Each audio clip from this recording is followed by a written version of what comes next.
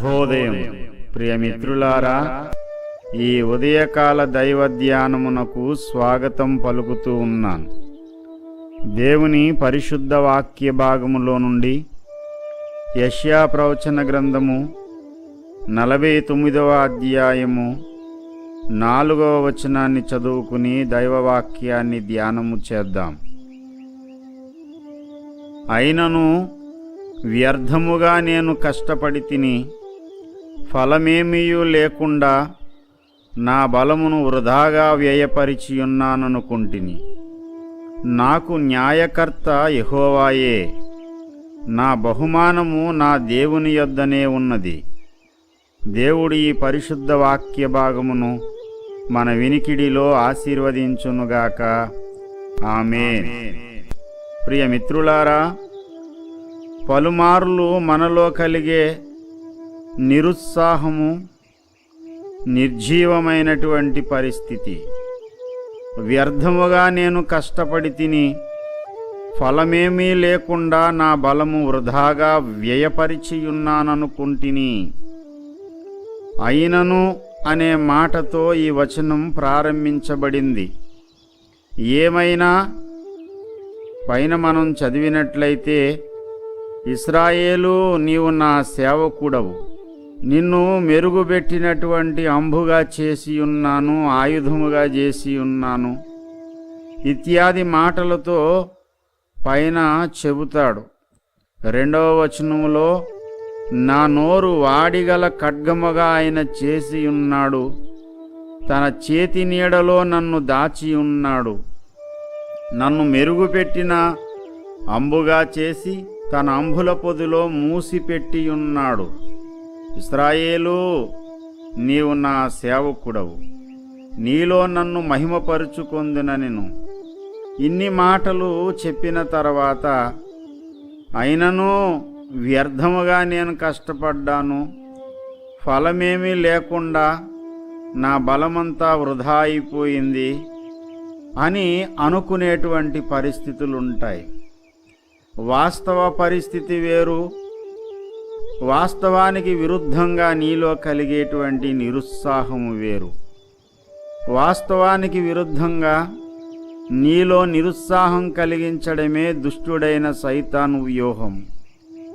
నేను వ్యర్థంగా ప్రయాసపడ్డాను, నా ప్రయాసమంతా వ్యర్థమైపోయింది, నా ఆయుష్ దినాలన్నీ వ్యర్థమైపోయాయి అని నీలో కృంగుదల తీసుకుని రావడానికి దుష్టుడు పలుమార్లు రకరకాల ప్రయత్నాలు కలిగిస్తాడు, ప్రయత్నాలు చేస్తూనే ఉంటాడు. అపోస్తులుడైన పౌలు దీనికి భిన్నంగా మాట్లాడుతున్నాడు. క్రీస్తునందు మీ ప్రయాసము వ్యర్థము కాదు. నేను వ్యర్థంగా పరిగెట్టలేదు, నేను గురి చూడని వాని వలె అసలే పరిగెట్టలేదు.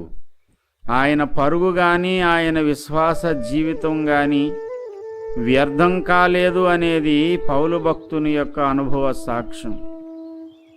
దేవుడు తన చేతిలోని ఆయుధము వలె, మెరుగుపెట్టిన అంబు వలె నిన్ను చేసినప్పటికీ దుష్టుడు ఫలితమేమీ లేకుండా నీవు ప్రయాసపడ్డావు, నీ ఫలితము నీ ప్రయాసమంతా వ్యర్థమైపోయింది అని నిన్ను నిరుత్సాహపరుస్తున్నటువంటి వేళ, ప్రభు నిన్ను ధైర్యపరచడానికి, నీ నిరుత్సాహాన్ని తొలగించి నీలో నూతన ఉజ్జీవాన్ని నింపడానికి ఈ వచనం ద్వారా ప్రభు మాట్లాడుతూ ఉన్నాడు. నాకు న్యాయకర్త యెహోవాయే, నా బహుమానము నా దేవుని యొద్దనే ఉన్నది. బహుమానము లేదు, నేను ఫలమేమీ లేకుండా ప్రయాసపడ్డాను అని కృంగిపోతున్నటువంటి సహోదరుడా, నీ న్యాయకర్త యెహోవాయే. మర్చిపోవద్దు, నీ బహుమానము దేవుని యొద్దనే ఉంది. నీ ప్రయాసము వ్యర్థం కాదు. ఏ ఫలము లేకుండా నేను ప్రయాసపడ్డానని కృంగిపోవద్దు. దేవుని యొద్ద నీకున్నటువంటి ఫలమును, దేవుడు నీకు అనుగ్రహించే బహుమానమును నీవు గమనించినట్లయితే 5వ వచనంలో భక్తుడంటాడు, యెహోవా దృష్టికి నేను ఘనుడనైతిని, నా దేవుడు నాకు బలమాయెను. ఎంత సంతోషము! కృంగుదలకు, నిరుత్సాహానికి దుష్టుడు కలిగించేటువంటి నిర్జీవ పరిస్థితికి విరుగుడుగా ఈ మాటలు నువ్వు పలకడం నేర్చుకో.